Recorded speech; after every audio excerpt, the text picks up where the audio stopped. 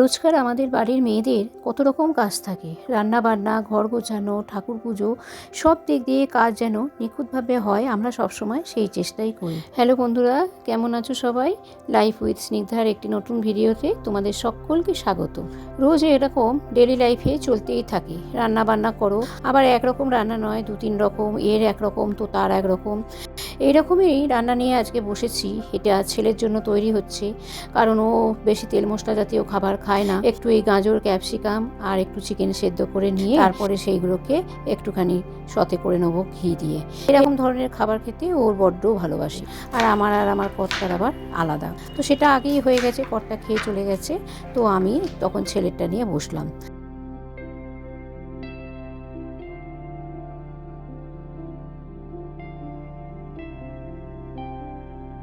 যদিও এইসব করতে বেশ অনেকটা বেলা হয়েছে, ঘড়িতে তখন প্রায় বেলা 12:30 কি 1টা ছুঁইছে। তাড়াতাড়ি করে কেটে টুটে রেখে দিলাম, আগে একটু স্নান করে এলাম, কারণ সকাল থেকে যদি এত বেলাতেও স্নান না করি তাহলে কিন্তু এরপরে করলে ঠান্ডা লেগে যাবে। আর শীতকাল হওয়ার জন্য একটুখানি এখান দিয়ে ভালোই হাওয়া আসে, যার জন্য বড় বড় জানলা বা যে বড় দরজাগুলোকে সবসময় বন্ধ করে রাখতে হয়। এই দিকটায় ব্যালকনিটা আমি খুব শখ করে করেছি, আর এখনও আমার ঘরের নির্মাণ কার্য চলছে। সবটা এখনো কমপ্লিট হয়নি, এই ঘরটা হয়েছে আর একটুখানি হলটা হয়েছে। তো এইখানে আমি ছোট্ট করে একটা বাগানও বানিয়েছি, সেটা অন্য কোনো ভিডিওতে তোমাদেরকে শেয়ার করব। তাড়াতাড়ি করে চান টান করার পরে একটুখানি চলে এলাম ঠাকুর পুজো করতে, কারণ দিনের এই সময়টাই যেন ভগবানের সঙ্গে আমার একটা মেলবন্ধন বা একাত্মতা তৈরি হয়। আর পুজো করতে বেশ অনেকটা সময় লাগে, কারণ পুরনো শুকনো মালাগুলোকে খুলে নতুন করে মুখ টুক মুছিয়ে আবার নতুন করে ভোগ দেওয়া, ধূপ দ্বীপ দেওয়া, অনেকটাই সময় লাগে। পুজো করতে আমার বেশ অনেকটা সময় লাগে। আর বৃহস্পতিবার হলে তো কথাই নেই। এটা যেহেতু বৃহস্পতিবার নয়, তাই যতটা পারছি তাড়াতাড়ি হাত চালিয়ে করার চেষ্টা করি। ওদিকে আবার আনাজগুলো কেটে রেখেছি, সেগুলোও করতে হবে, কারণ দুপুরবেলার সময় তো প্রায় গড়েই যাচ্ছে, খাওয়ার টাইম চলে আসছে, ছেলে উঠে হয়তো খেতেও বসবে।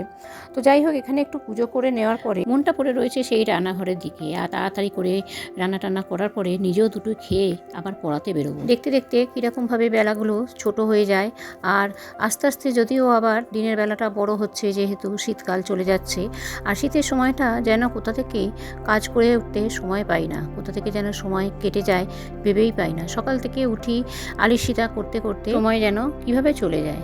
আর সত্যি কথা বলবো কি, এই সমস্ত এডিটিং বলুন বা ভিডিও করা বলুন, এটাও তো অনেকটা সময় সাপেক্ষ ব্যাপার। আর যেই পুজোটা হয়তো আধ ঘন্টায় হয়ে যাবে, সেটা নিয়ে গেল হয়তো 45 মিনিট। কারণ ভিডিও শ্যুট করতে করতে করা এটাও তো বেশ অনেকটা সময় সাপেক্ষ ব্যাপার। যাই হোক, পুজো টুজো করার পরে একটু লাস্টে ধুনো দিই। ধুনো দিলে মনটা ভীষণ ভালো লাগে। আর ধূপ দ্বীপ দিয়ে ধুনো দিয়ে পুজো করতে সত্যিই মনটা খুব ভীষণ ভালো লাগে।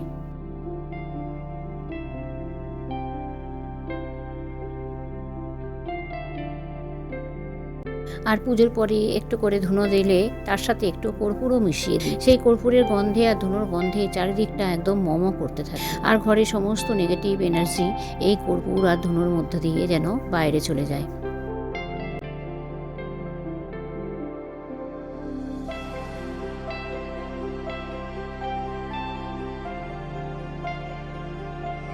তাড়াতাড়ি করে রান্নাঘরে এসে যেই আনাজগুলো কাটা রয়েছে সেইগুলো দিয়েই আবার একটুখানি সবজি বানিয়ে নিলাম। আর চিকেন তো আগেই সেদ্ধ হয়ে রয়েছে, চিকেনটাকেও পরে এর মধ্যে দিয়ে একটুখানি সতে করে নিই। এরকম ধরনেরই খাবার খায়, খুব একটা যে তেল ঝাল মশলা কিছু খায় সেসব নয়। আর সেদিন ছিল চকলেট ডে, তো ছেলে হঠাৎ করে দুটো চকলেট এনে বলল, এটা তোমার জন্য। এত ভালো লাগলো, ছেলেটা যে আমার কবে এত বড় হয়ে গেল ভাবতেই পারিনি। তবে দুটো চকলেট একসাথে পেয়ে আমি তো বেশ অনেকটা ছোট হয়ে গেছি। তারপর তো সব কিছু করে চলে গেলাম পড়াতে। আর এটা পরের দিনকার ভিডিও।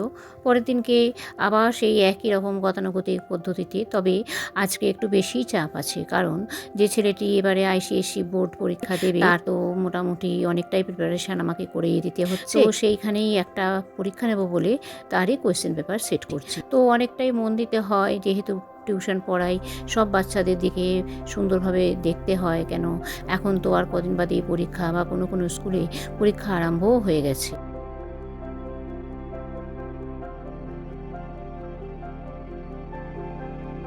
সমস্ত কোয়েশ্চেন পেপার সেট হয়ে যাওয়ার পর তারপরে একটুখানি রাত্রের জন্য প্রিপারেশান করে নিলাম। দিনের বেলাটা তো কোনো রকমে হয়েই গেছে, তো ভাবলাম কড়াইশুঁটি কতগুলো ছাড়ানো রয়েছে, শুকিয়েও যাচ্ছে, অনেক দিন ধরেই ছাড়ানো রয়েছে, তা ভাবলাম একটু পেস্ট করে রাখি। পেস্টটা করে রাখলে রাত্রিরে পরে এসে তারপরে নয় একটুখানি পরোটা মতন করে দেবো।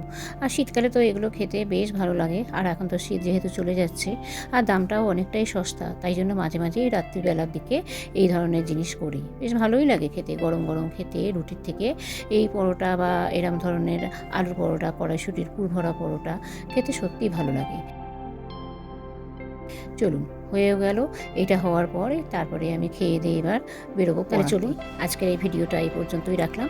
ভিডিওটি কেমন লাগলো অবশ্যই কমেন্ট করে জানাবেন, ভালো লাগলে একটা লাইক করে দেবেন। খুব তাড়াতাড়ি ফিরে আসছি অন্য কোনো নতুন ভিডিওতে, অন্য কোনো নতুনভাবে। ততদিন সবাই খুব ভালো থাকবেন, সুস্থ থাকবেন, আর দেখা হচ্ছে পরের ভিডিওতে।